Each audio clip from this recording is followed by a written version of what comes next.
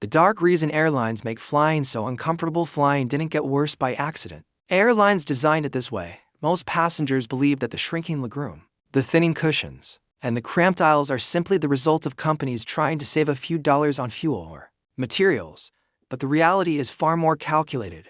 The discomfort you feel in the back of the plane is not a failure of design. It is a sophisticated financial instrument. It is a psychological lever used to extract more money from your pocket before you even leave the ground. To understand this, we have to look past the illusion of simple cost cutting. Act 1. The illusion.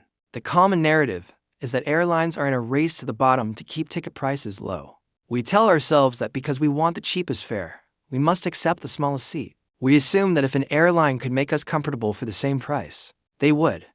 But this assumes that the airline's goal is to sell you a comfortable flight. In reality, their goal is to manage a load factor, to fill every square inch of the aircraft with revenue-generating mass. In this world, comfort is not a service. It is a premium upgrade that must be gated behind a barrier of physical stress. Image: a cross-section of a modern cabin showing the squeeze, the visual contrast between the density of economy and the space of business class. This leads us to the core strategy, seat density, and the science of ancillary revenue.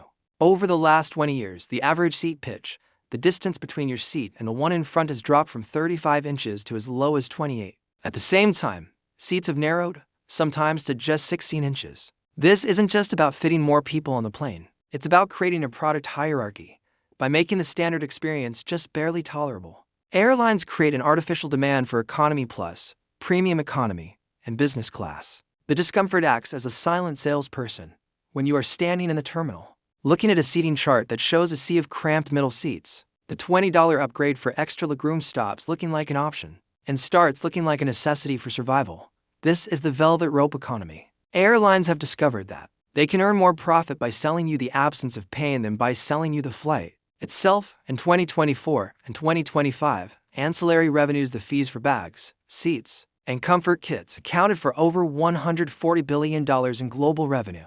For many carriers, these fees aren't just a bonus, they are the only reason the company is profitable. Image: a chart showing the rise of ancillary revenue versus base fare prices over the last decade. But the dark truth goes deeper than just upselling.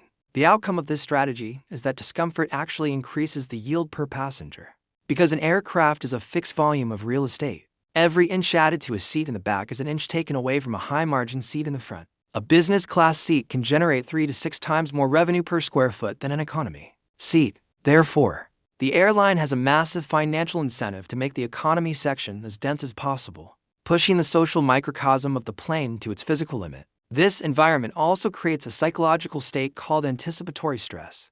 When passengers are stressed and cramped, they are more likely to spend money on micro-comforts, in-flight Wi-Fi, premium snacks, or alcoholic beverages to distract themselves from the environment.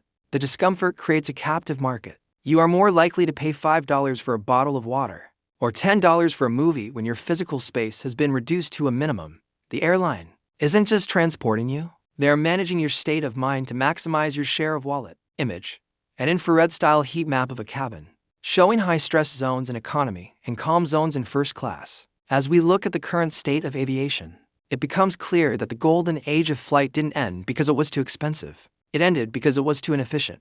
In a deregulated market, customer satisfaction is secondary to revenue management. The modern airline seat is a masterpiece of industrial engineering, designed to withstand 16 times the force of gravity, while providing the absolute minimum amount of foam required to be legal. It is a seat designed for a body that doesn't exist, in a space that was never meant for humans to inhabit for 10 hours at a time. We often complain that flying has become cruel, but from a balance sheet perspective, it has never been more optimized.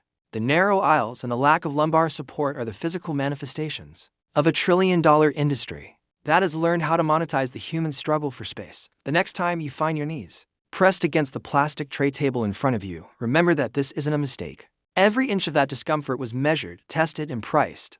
You aren't just a passenger. You are a data point in a system that discovered a long time ago that the more it hurts, the more you're willing to pay to make it stop.